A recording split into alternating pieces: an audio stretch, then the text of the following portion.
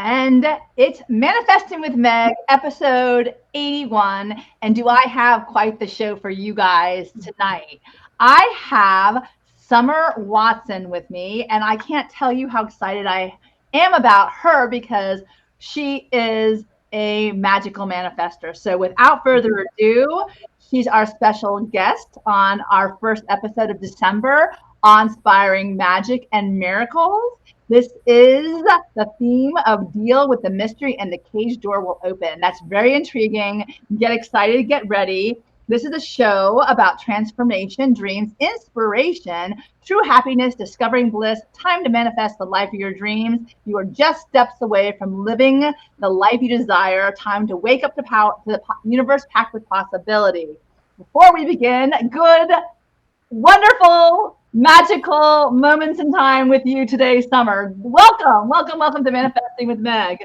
Suzanne saying hello. So good evening, Suzanne. Good to see all of you guys tonight. Welcome. I'm super excited. Love December. Get really all revved up. The energy is just at a new height, and I feel it coming up through me. So, Summer, welcome.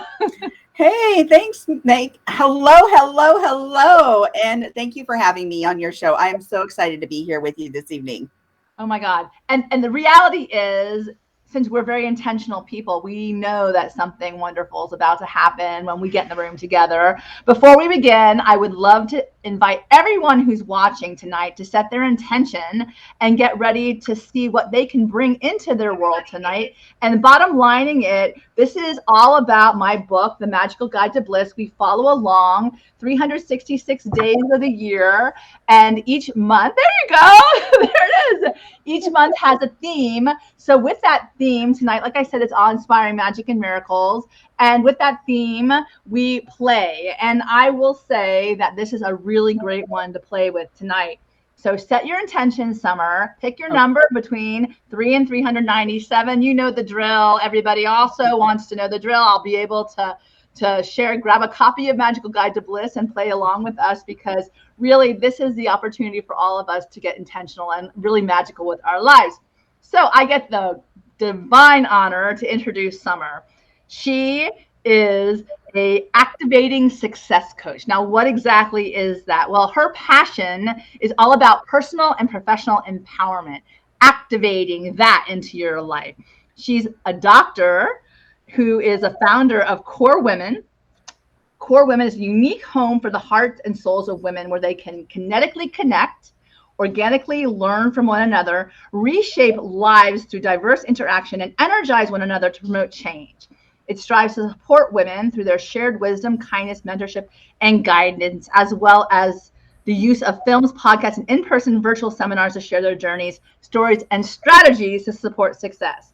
That is a place where all the women can go to find strength, courage, inspiration, and empowerment strategies that they can apply to their lives. She's also the host and creator of a live show, the Life, Love, and Money Show with Summer and Jen, that addresses everyday life, love, and money matters with heart and laughter. And it's a wonderful show. I encourage all of you guys to go check that out. We'll put the information in the show notes, and also with regard to where they can go to find you. But this is a place where they're not afraid to live authenticity with a little sass and a lot of laughs. So sign me up for that anytime. And she's also published a you got to say this, phenomenological study. That's it. Yes, effects of the war in Iraq on military marriages. So this is no lightweight when it comes to intellect, man. This woman brings it. She certainly does. But my favorite thing, and I have to tell you, I am so lucky because I have a copy of this great book. It's called Get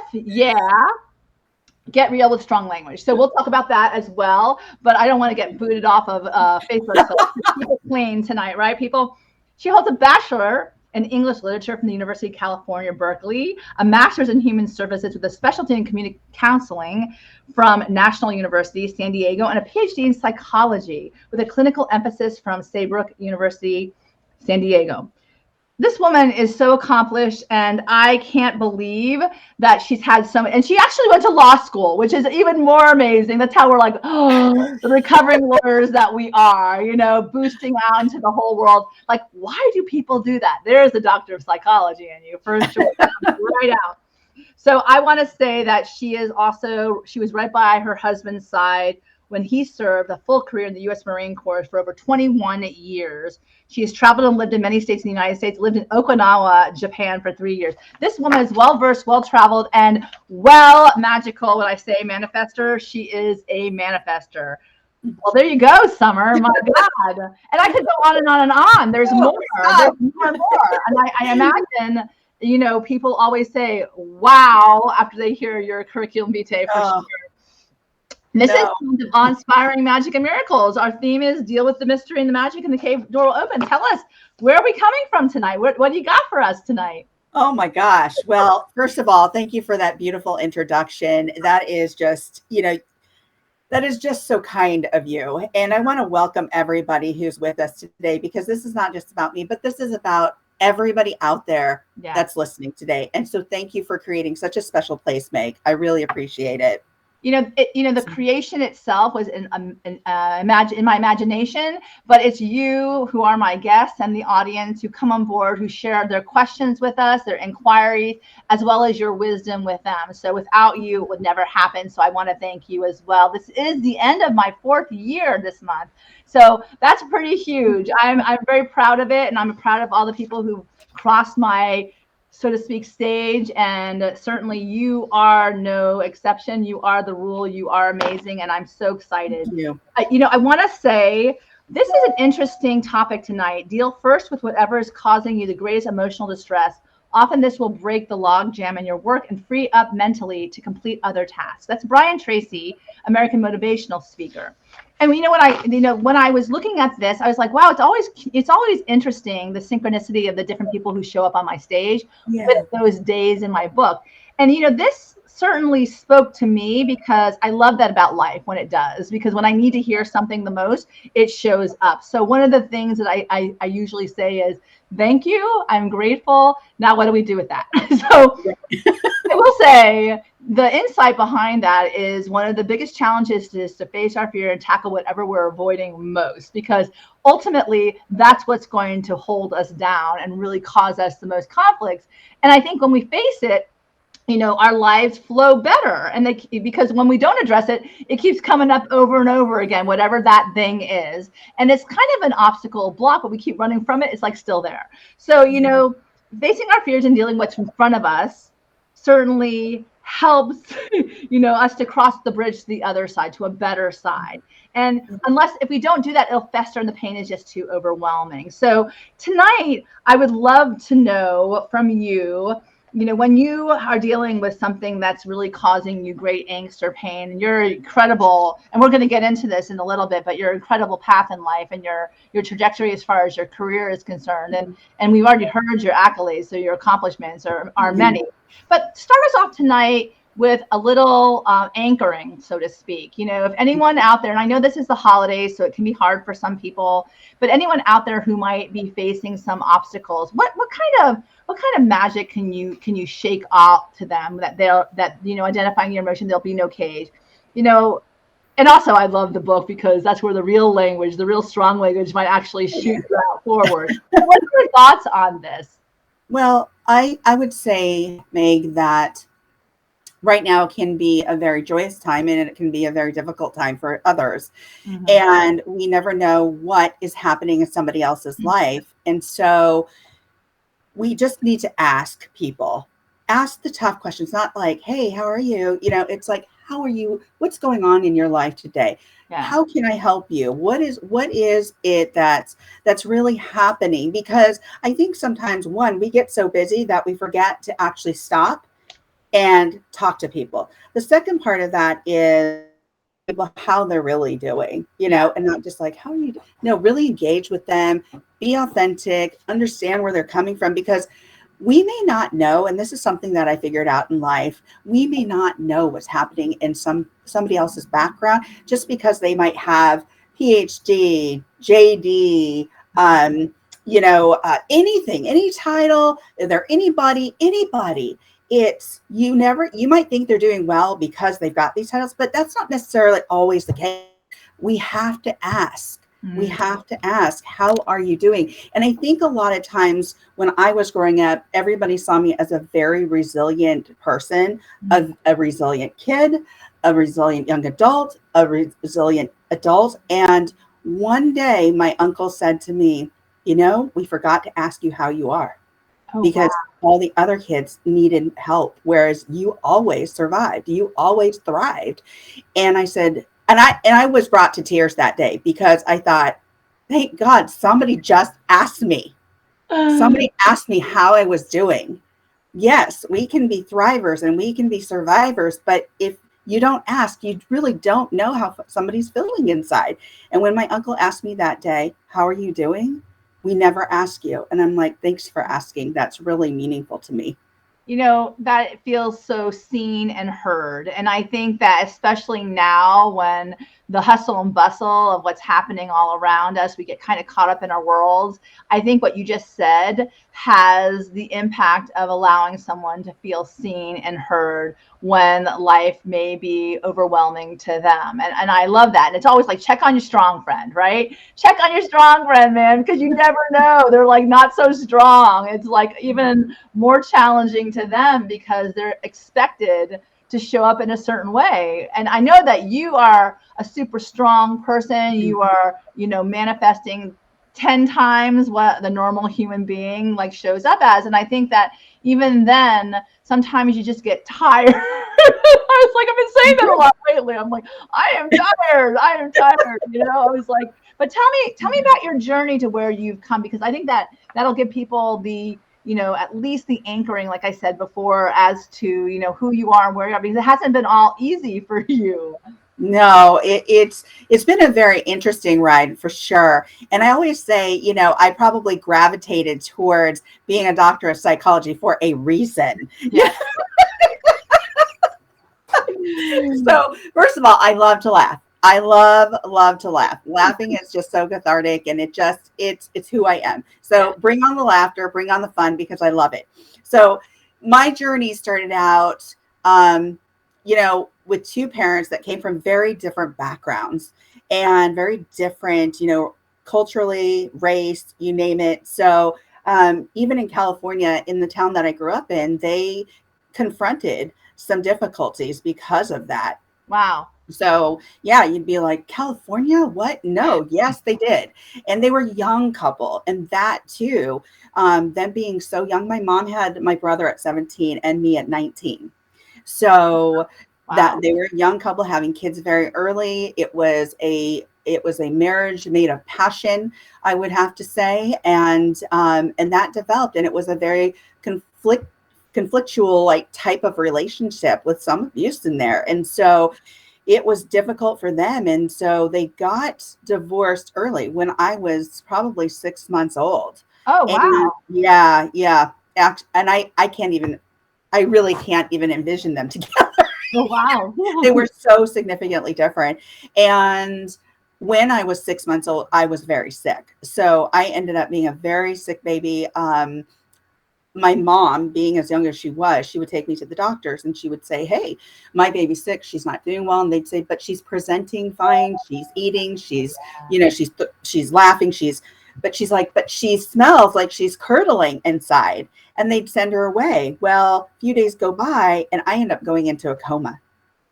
And my mom, being so young, she still had the insight to rush me to the hospital, and she did. And they found that I had a hole in my small intestine. And so from that point on, that developed into multiple surgeries. And I was even sent home with 24-hour care. The wound was still open. I couldn't be sewn up because of the infection that was going on. I was in the hospital for weeks. So from that one incident, that impacted my life throughout my entire life. Yeah. Because that meant surgery after surgery after surgery throughout my whole life, actually. And that also impacted how I couldn't have kids. So because of it. So, and I was told at 13, And I didn't believe it at 13 because I was like, you're 13 years old and you're not really thinking about having kids at that point, right? No, Right? And so you're like, I'm in the hospital. I'm 2 weeks in the hospital for another surgery. And they say, to my mom, your daughter probably won't be able to have children. And I was like, I don't believe that. That's not true. That's just not true. Yeah. Well, it was true. And so, it started out kind of a little rough. And then I got past that. And about 2 or 3 years old, my mom and dad had already split up. But my mom, she was a single parent. She was young and she was not ready to have these 2 kids. So what ended up happening is I was taken, and my grandparents raised us for a couple of years, my paternal grandparents. So neither of my parents were ready to raise kids. So my paternal grandparents took it upon themselves to raise 2 young kids. Wow. And I'm thankful every day that I had them. Yeah. So once that, got over that, then my dad came into the picture about when I was 5.5 or something like that. And he took over the parenting. And that was difficult. That was very difficult, because as I said, he had there was an abusive relationship there. So, so that happened for about 3-4 years. And then I went to go live with my mom, and I was like, oh, thank goodness. Right. I was about 9.5, 10, I think. So maybe it was a bit more. It was like 4.5 years. So at that point, my mom, she had her own things to deal with. But at the same time, she raised me in a way that she wanted me to be a very strong woman, an independent young woman. She wanted me to be able to make decisions. She wanted me, she wanted to raise me differently than she was raised. And she was raised by parents that were well off, that they weren't overly emotional or nurturing. The way that they would show love is by giving, or, supporting her through, hey, what can I give you? Can I give you money? Can I do this? But it wasn't like, let me hug you, let me show you nurturing, that kind of thing. And she wanted to change that. Yeah. I think. And so that was a big deal for me. But at the same time, I had to deal with still those parents that, at some point kind of did the whole abandonment thing. And I thought, well, gosh, how did I overcome that? Because I had memories of, as a little child, like pulling back the shade while my mom would drive away, and I'd be like, Mom, yeah, come for me, right? Or a dad that I had difficult being with because I was always scared, because you just never knew about his erratic behavior. So, it was kind of a difficult childhood. And so that's why I say I probably was driven to psychology for a reason, right? I don't even know how more perfect it could be with regard to the theme tonight. Deal with the mystery and the cage door will open, because when you come from a story like that, I mean, there's 2 ways you can go, constantly feeling like you have no hope, or going to get your doctorate in psychology, to figure out why certain people do certain things and maybe understand things better. It certainly served you well. Your resilience is profound, especially because of what you've explained to me in the past with regard to your operations over operations over operation, and never giving up. You don't give up. That is one of the things that I admire most about you, is that you have a fortitude and a stick-to-itiveness, I love that word, to keep going. And and I asked you at the outset, I love these photo memes because they really, really indicate to me truly who the person I'm speaking to is all about. So I'm going to show them in the stream right now. And I love these. I love what you picked. And I really do believe that these offer to whoever's listening tonight some incredible insight. I don't know, I can read them to you, but I want you to speak to why you chose these in light of your story, in light of where you are today. It's a Steve Jobs quote. Your time is limited, so don't waste it living someone else's life. Don't be trapped by dogma, which is living with the results of other people's thinking. Don't let the noise of others' opinions drown out your own inner voice. And most important, have the courage to follow your heart and intuition. They somehow already know what you truly want to become. Goosebumps. Tell us about that and what that means to you. I can't even wait. Well, growing up as a young person with such a diverse background, I never really felt like I fit in. And many times kids would call me names, or they would assume that I was this or that. And so I really learned quickly that I didn't necessarily have to fit into those groups, but I was going to fit into the groups that I wanted to be in. I love it. And I was going to reframe that for myself. So when I went to Catholic school from the 5th to the 8th grade, the transition was difficult. And it wasn't that it was difficult because I had a difficult adjustment to learning. It was more about the social aspects and the kids calling names and doing that, right? And so I was like, how am I going to overcome this? And I thought to myself, well, I'm going to do really well here. And so I began to focus on education. As a young person, that was my solace, right? So that was my safe space. And so I ended up becoming, school president. I ended up doing a lot. And so that helped me overcome a lot of my fears, because I just kind of leaned into who I was. And yet I wasn't completely aware of that. I was learning that as I went along, as I was growing, right? So this particular quote really aligns with questioning. So between the 5th and 8th grade, I was going to this Catholic school and I was questioning religion. I was questioning my faith. I was questioning my values. I was questioning all of that. And what I learned after I graduated from that school is I really wanted to break away from the conditioning that we were taught. And I'm serious, Meg. When I graduated from the 8th grade from that school, I thought, okay, it's time for me to understand who I am. And what is that going to look like?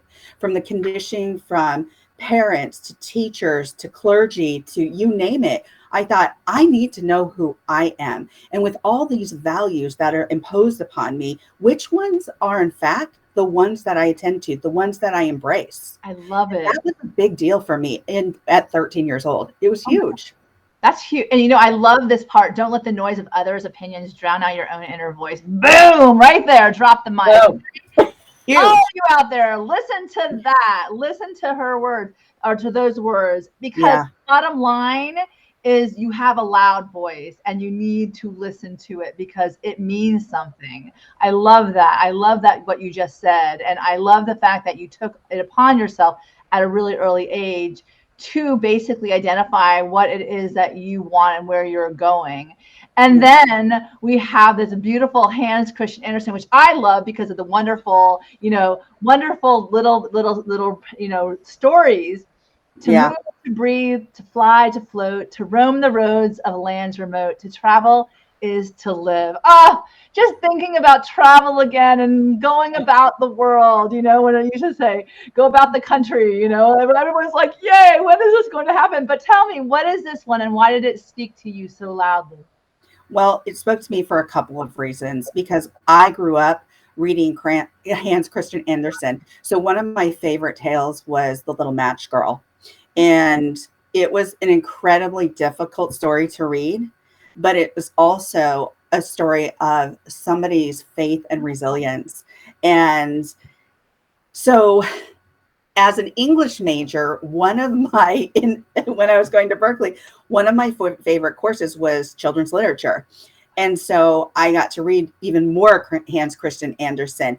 And I loved people like E.B. White, Hans Christian Andersen, you name it. And a lot of this literature was not written for children. It's written for adults. It's got a lot of adult themes. So when I read Hans Christian Andersen and I read The Little Match Girl, and I don't know how many of you out there have read The Little Match Girl, but it's about a poor little girl who's sitting in the streets, and she's out there because she's got no mom, an abusive dad, and she's out there in the streets with a book of matches, and he's telling her to sell these matches, and she's cold and she's hungry. It's during the holidays, and she's lighting one match at a time. And she knows that she's going to get in trouble, but at the same time, she's lighting these matches and visions of her grandmother and food and all of this. And she runs out of matches at the very end, and her grandmother comes and takes her away. And it's like, she passes, but at the same time, it's like, it's just such an impactful story. And so I think at that point in my life, Meg, I think I really wanted to help people, and I knew it. I knew in some way I wanted to be there to support people and help them along their journey. And what would that look like? And so the travel part of this is I love to travel. I love traveling. I've lived overseas. I've traveled overseas. I've traveled this country many of times. And quite frankly, travel is something that has opened my world, my eyes, and culture, culture to me. So it's like, it's been it's just been everything to me. And these last couple of years have been difficult because I haven't been able to travel as much. So that's why I love this quote, because it reminds me of something that I really cherish, and that's literature, and a lot that I've learned through literature. And also it spoke to travel, about travel. I wanted to that point, speaking about literature and books, and even though we're all stuck in our houses, whatever we were more so than now, I relied heavily upon the books and to read and to take my mind on journeys outside of where we were actually, stuck for the time being. And, even when you were telling us about the story, I could see how poignant it was for you because, lighting the matches and like those sparks and those dreams and imagination that can take flight, beyond the four walls of where you were because you opened a book. So that got me really excited. I was like to cry. I get so excited. And we have this one. This one made me so happy. I get up every morning determined to both change the world and have one hell of a good time. Sometimes this makes planning my day difficult. So tell me, what is this? Why does this speak to you? I love it. Well, again, because E.B. White, Charlotte's Web, E.B. White, it's like the ugly duckling. I mean, there's just so much there. And for me, all these stories had meaning when I was a child. And so when I found this quote one day, I was just like, oh my gosh, this man speaks to me. He's telling me, get up every morning, determined. And I do. My grandmother used to tell me, Summer, it's amazing how strong, how resilient you are. She used to say, darling, no matter what happens to you, you always get back up. And so when I saw this quote, I thought, this is who I am. So I wake up determined. And here's the thing, I always want to have a good time. And even in undergrad, people are like, well, are you going to go to that party? I'm like, hell yeah, I'm going to that party. Why? Because I believe there's a balance in life. You got to have a good time and you got to work darn hard. Yes. I love that. Reminder to all of those hardworking people out there, all work and no play. I'll make everybody a dull girl and boy. This quote should be at your stead every morning, determined to both change the world and have one hell of a good time. I read that this morning, changed the entire trajectory of my day. I literally was planning to do so many things and I was just lost in the words. And Michelle Williams is saying, hey, I'm longing to travel to see other cultures. And yes, we can plan to do that. Like we can plan, but yeah. Sure, you're doing it for a hell of a good purpose so you can enjoy the world and see it and embrace life, right? That's right. That is right. This is great. Mark Twain, boom, Samuel Clemens. It was his birthday just recently. Give every day the chance to become the most beautiful day of your life. Tell me, Summer, what is that? This is all sorts of manifester. Let me tell you. Well, this is about, we all have our own process, right? And so to me, give every day the chance to become the most beautiful day of your life. That doesn't have to look like my beautiful. Your beautiful can look like something different. Your process about how that's going to come about, how that manifests itself is different. So going back to all these quotes, they all kind of drive into this one quote, like, you don't have to be the same. You are unique. You are different than everybody else. Your creativity expresses itself in different ways. You'll listen to that inner knowing. This is what this all means. Give every day the chance. Give yourself the opportunity to make this the most amazing day.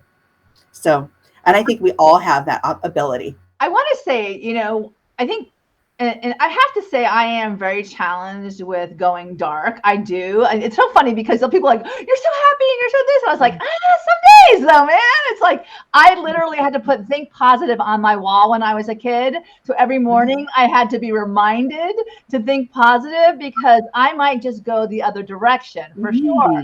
So I think that things like this, like give every day the chance to become the most, doing that certainly leaves that naysaying, I'm not a dream quasher for sure. I like the light the match of the dreams and everything. But when I'm feeling in a rut, it's very challenging. Like we were talking about before, the log jam. When that happens to me, oh dear Jesus, just step aside. Sometimes I just need to go into the closet and just brew there for a moment. But what I want to say, and this is kind of cool because reading your book, Get Real with Strong Languages, effective communication of emotions. And I have to say, this is a really, it is important to know that it is normal to have emotions, but even more to be able to express how you feel. And strong language might be the only way sometimes. Tell me about your book. Okay, you got to tell me about your book. I love it. And I was like, okay, I got to get into it. And I will say this. I think a lot of people should go out and get her book because I think it kind of, sometimes a book that doesn't hold back is exactly what you might need to shake out those doldrums for sure. So tell me, you wrote this book with another woman, Shelia Kirkbride, right? Shelia Kirkbride. Yes. Okay. Mm-hmm. So tell me what brought this about. It's an excellent guide to begin thinking more critically about the words we use, our long-held beliefs, and where we belong in the world. Now, I will say this. Words are powerful, and the ones that we use on the daily really dictate how we create our beautiful days, right? So tell me, what made you, so this is the book, everybody. I'm going to, because I don't even know if I'm going to get in trouble, but this is the book, and I will say you have to go, it's a little tiny book, but it's packed with incredible information, and certainly a great stocking stuffer for those that you love. Yes, for sure. So tell me, Summer, what made you write that book? Well, here's the thing, and I think there are many titles out there that have, them, you've seen them. Some of them are bestsellers that have the strong language on the cover, right? Yes. And I thought to myself, both my partner and I, Shelia Kirkbride, the co-author, we thought to ourselves, we hear this every day. We hear people saying, using strong language words. We grew up, maybe hearing other people use strong language words that were around us, maybe not, maybe you heard it at different times, but maybe you said it yourself. And how did that make you feel? So what we really do here is we take the idea of strong language and we don't objectify it. So we don't put our judgment on it, right? And we take it as, hey, this is just another language. This is a verbal language. And basically, we can use this language as a medium to understand our personal values. And so this is what it's really about. It's not about the gratuitous language. It is about taking the idea of strong language and really posing that against your personal values. So what happened when you said that first strong language word? What were you told? How did it make you feel? If you were reprimanded, what do you do today? Do you use strong language? Do you incorporate it? Do you say you don't use it, but you use it behind the scenes? Come on. Get real. And that's why this is Get Real with Strong Language, because we're wanting you to get really, really real. Really real. We want you to get real about not just using it, but understanding your core values because of it. And so we give you strategy in this book. It's small, but it's a powerful punch. We give you strategy and we guide you into how to understand your personal values based on the idea of strong language. And so here we talk about literature, we talk about movies, we talk about books that incorporate, the language.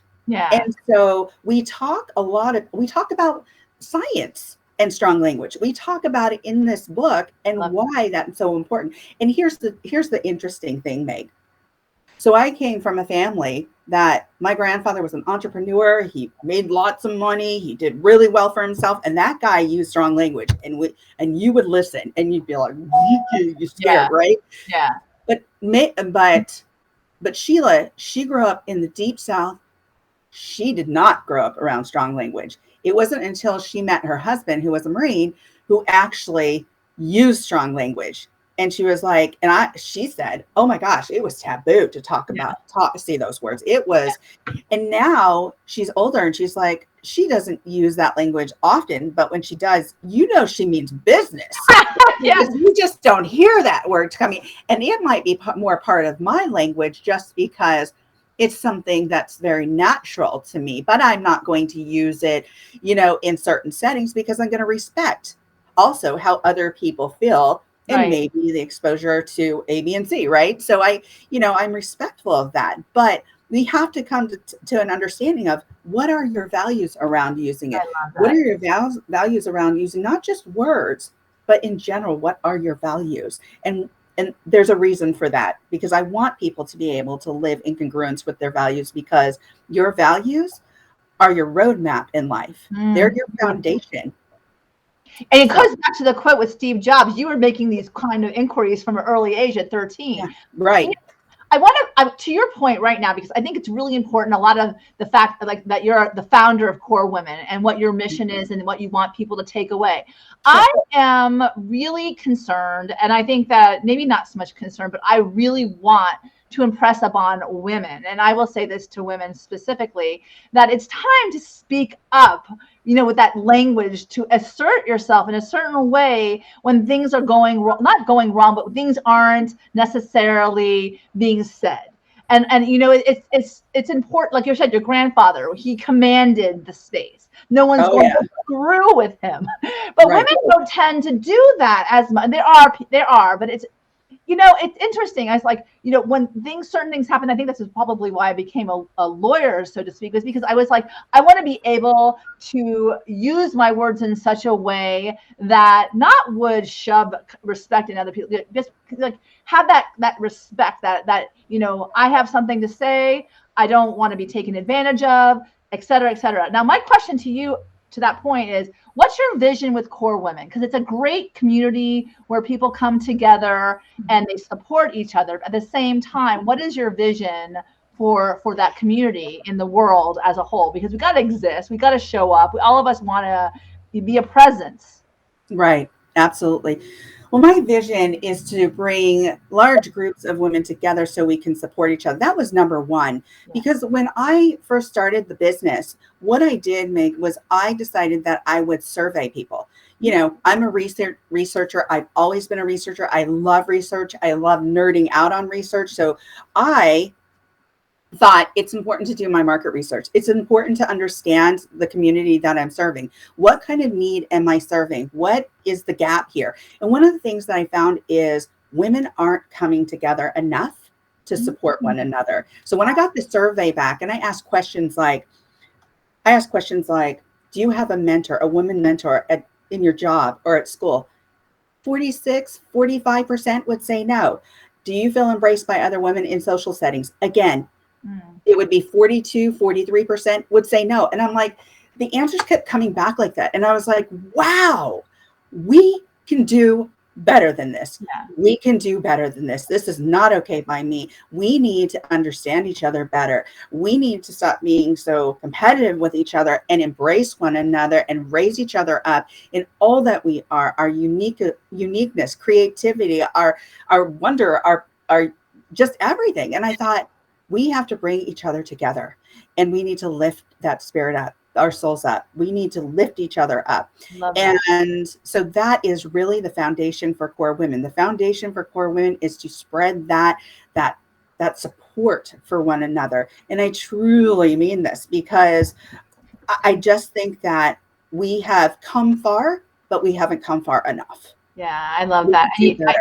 Well, I'm very lucky to be in an author cohort right now where we support each other in that realm. It's interesting, though. I would say that on an equal level, but the top down, I think that there's a gap in the top down. I think that more women of leadership, I know the whole lean in mentality and the whole, it's kind of like, who are they going to lean in to bring up? It's like, is it a select few or is it more of the mass? You know what I mean? Yeah, absolutely. Kind of concerned, I kind of like, well, but men don't have a problem in like asking.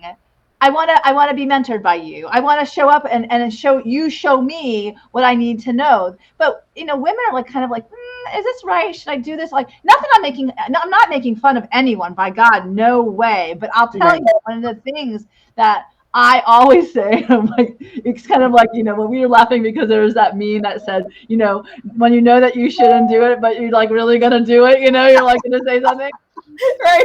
Like, I'm gonna do it. I'm gonna say it.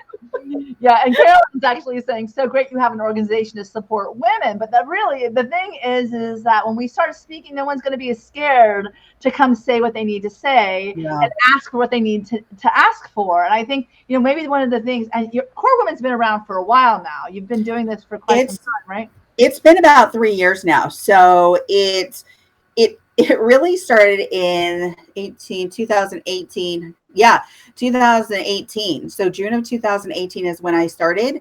My husband had retired from the Marine Corps, and I thought I want to, because I had been traveling around. I'd been traveling around with his job. I loved him dearly. I was walking beside him. But when we got transferred to Japan, I'll tell you, Meg, that when that happened, I had just graduated with my doctorate. I was over there for a full year in Japan on a small island called Okinawa, trying to look for a job. And I thought, my gosh, I'm not finding anything. And I'd worked since I was 15 and a half, even before then, right? It wasn't the same as being licensed and working. It was working, doing other things, right? So it was like, I had worked all my life. So when that happened, my husband, he looked at me and he said, stop, just stop beating your head against the wall and just enjoy life. Yeah. Because you're not going to find a job here. And what happened was he said, why don't you just shop and play tennis? And I just turned around and looked at him and I was like, you've got to be kidding. You know who you married, because we got married at not married at 17, but we started dating at 17. We got married at 24. So I thought to myself, you're kidding, right? So because that we have to find purpose as humans. It doesn't necessarily have to be work. It can be a hobby. It can be but we thrive on purpose. Yeah. And when we feel purposeless, it's like, love that.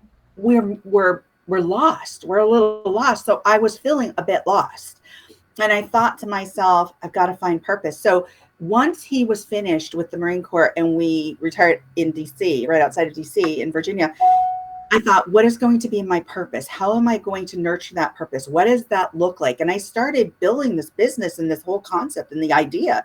And that's where Core Women came from. And I thought to myself, okay, it's time. It's time to launch this puppy, right? And so what's this going to look like? Let me survey women. Let me see what the needs are. Let me see how I can be of value to other women. And it has grown with the podcast, with the coaching, with I would have to say with the seminars, but my first seminar, right after that, COVID hit. And then I actually did a virtual seminar. So I did a webinar, which turned out great. So I joined with another women's group and I did a webinar. So it was fantastic. And so it continues to develop. And as it develops, it has spread and it has opened up. Also, men come to me and say, hey, can I be on your podcast? And I say, I'm sorry, but it's for women, but I can go live with you. And I also have to create a space for men because they love it. They love it. And I was like, hey, I'm not turning anybody away because it's not as if they're my enemy. No. Yeah. I embrace everybody who wants to be a part of this journey with me. I love because I want to know about people, right? I want to know about their journey. So which is a really great part of storytelling for sure. Yeah. I wanted to put one of your last quotes. All right. People often say that motivation doesn't last. Well, neither does bathing. That's why we recommend it daily. Zig Ziglar, great quote, great inspirational hit. Tell me why this one tonight? Well, and here's the thing, and I think it goes back to something that you said, Meg, just a bit earlier. You said sometimes that darkness can creep in. And sometimes maybe you just need to be in the closet or under the bed. And I might have felt that, but I've always, and here's a study, people. I know it's been studied, but it's innate versus learned resiliency. But I hold a lot of innate resiliency in me. It just started really early on. And for me, I can get up and I can keep going. But I do, like any other human being, we all experience the same emotions. How we experience that can look a little different. So that's why I say sometimes motivation doesn't last. Well, neither does bathing. So that's why we recommend it daily. Wash yourself off. So this is just the analogy. Get up, wash yourself off, wash it off. And then see how you feel. See how rejuvenated you feel. Give your time. If you need that time to spend in that closet, don't remain there. But give yourself that time. We all have our own process, but do something to continue to be motivated every day, whether that's getting out of bed, putting Love your it. toes on the ground, whatever that is. I have to say, there's a great song that's coming to mind. It's by Jay-Z. It's like way long ago. He's like, if you feel like go and brush your shoulders. That's what you feel. Like, throw it off, baby. Throw it off, you know? That's right. That's right. Throw it off and move on. You know, one of my favorite part of this show is the whole idea behind engaging the extraordinary person that is you to embrace a past and share with us what moves you forward in life. And you know, I will say this, you know, there's so many things.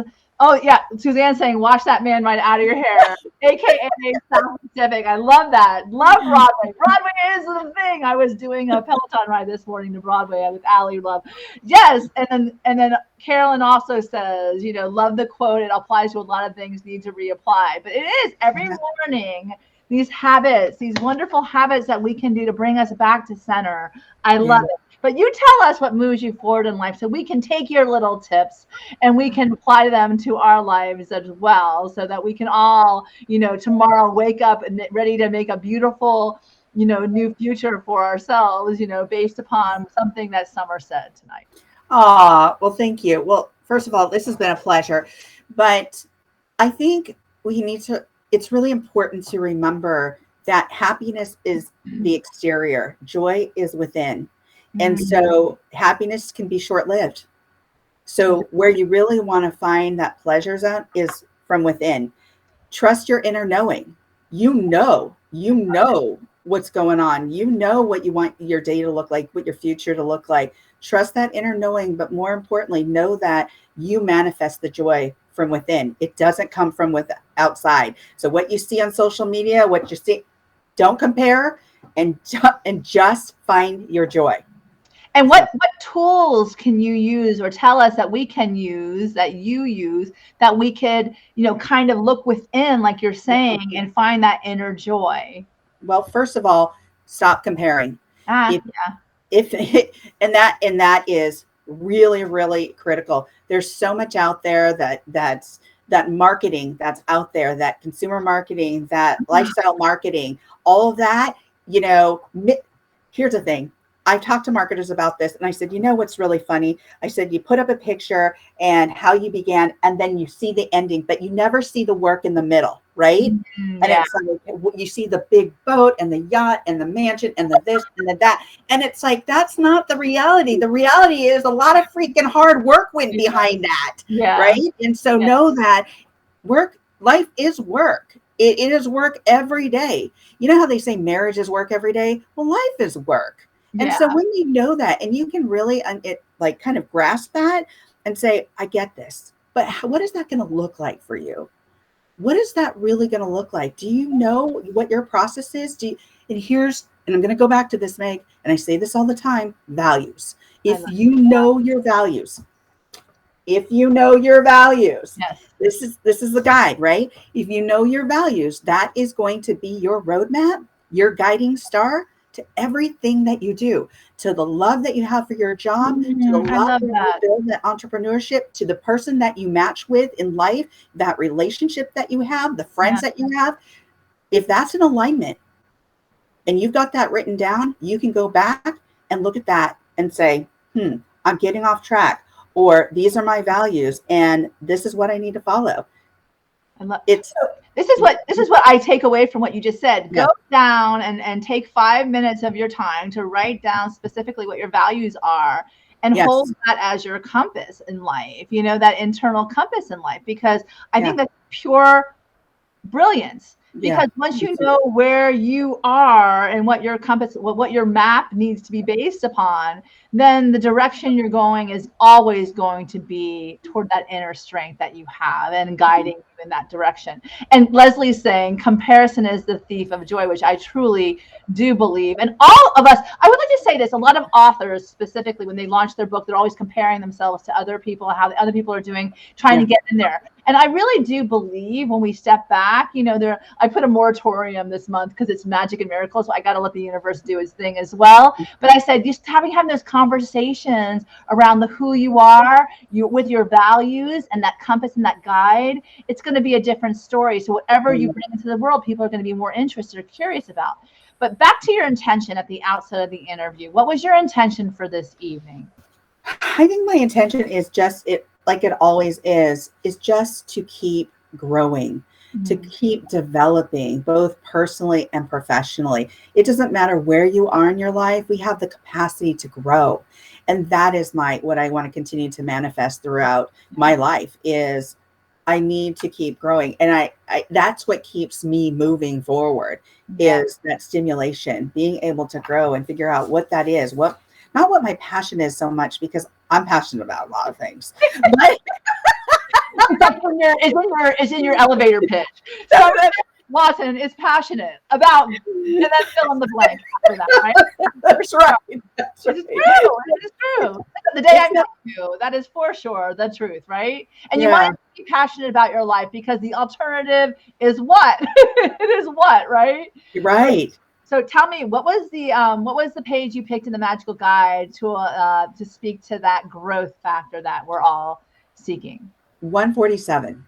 Okay, so open up to 147 and read for us what that says, and read and from the insight, read what speaks to you, what speaks to you the loudest, for sure. Okay. So the whole thing? You don't have to read the whole thing. You can read whatever you want. I always give it to you as far as what you want to read. Okay, so this is 147, and it says at the beginning, May 13th, you are here on purpose. Make it fabulous. Purpose. We spoke to purpose. And so it says, follow your passions. Don't give up on discovering your bliss.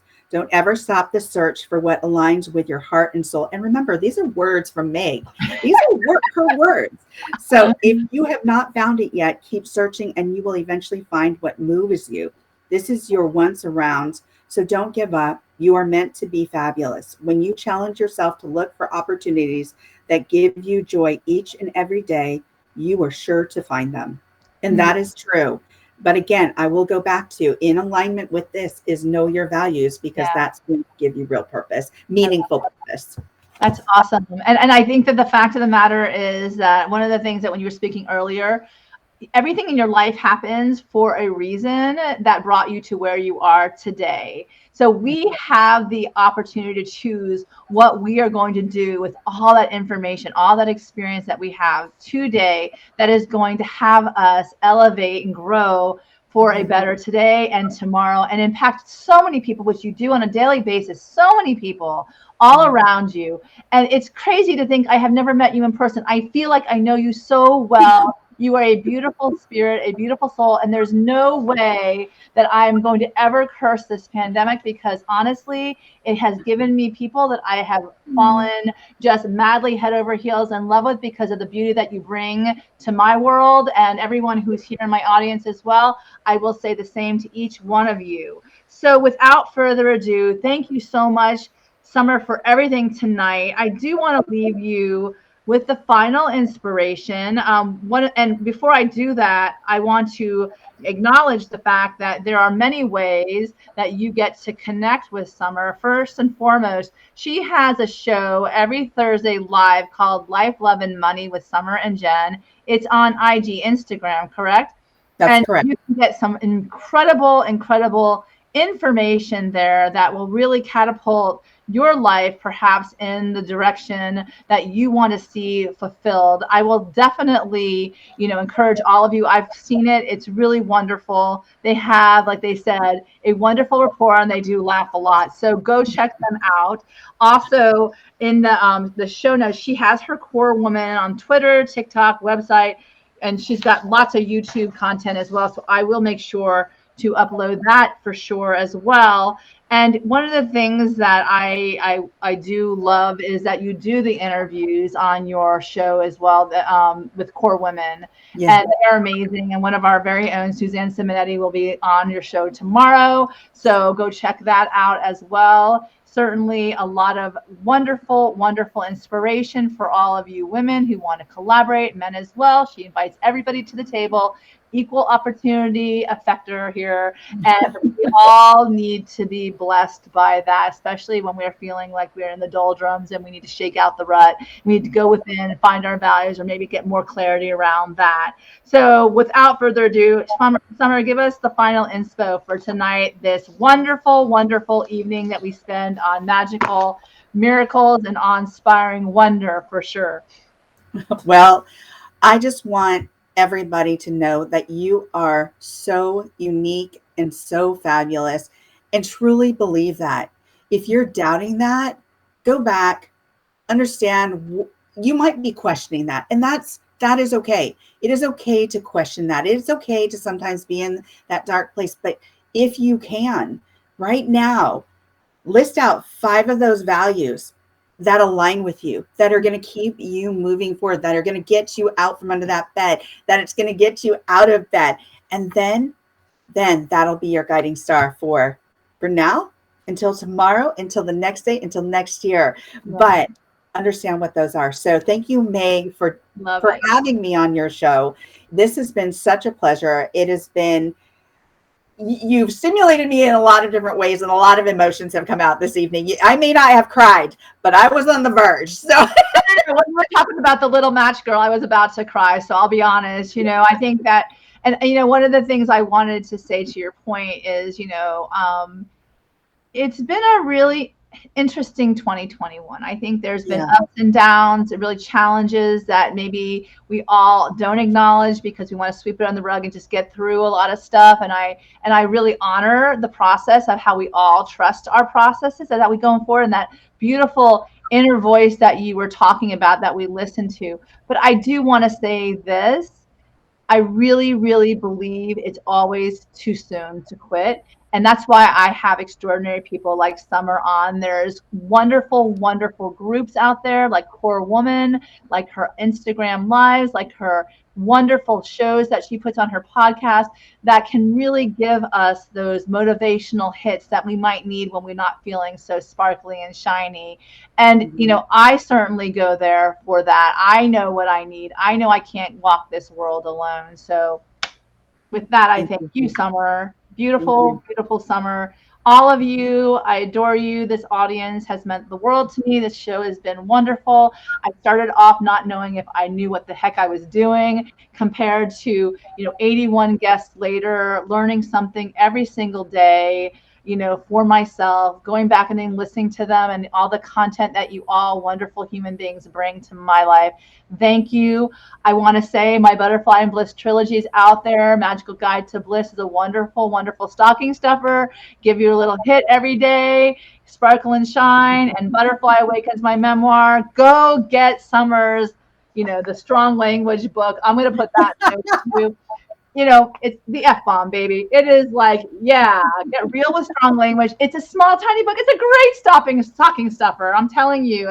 And people are going to appreciate the content therein. And Carolyn is saying, thanks to all of you, we don't walk alone. I absolutely believe that we need each other. And the more people that grab each other along the way, the better it is for all of us in the end. So with that, Summer, thank you for all that you do. This has been an honor of mine. I wanted you on my show for a long time. I said December is it because I love December so much.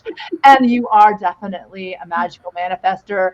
I will go wherever you are. You're amazing. And honestly, the beauty that is your life, from where you've come from, what you shared tonight, to what you've done with it, and where you're about to go. I hold this present moment and gratitude for you and the values you show up in this world as well. I want to remind everyone that we are all the deliberate creators of our lives. Dream big and let's all together raise the positive vibration on this planet so that we all can live our bliss. Generosity, kindness, let's start there. I think that we all can be generous in the most minute ways, and especially the holiday season. If you see someone who's not having such a good time of it, reach out to them and share a little of your magic with them, because even a smile will go a long way. Let's start to love ourselves exactly where we are. reach out to each other and continue to spread the love. As Mike Spatola says, be bold and be an awakener. It is time to manifest the life of our dreams, your dreams, and all of us can get to celebrate each other. So good night, my beautiful friends. Good night, my beautiful friends. And we'll see all of you next time. Thank you so much. Thank you.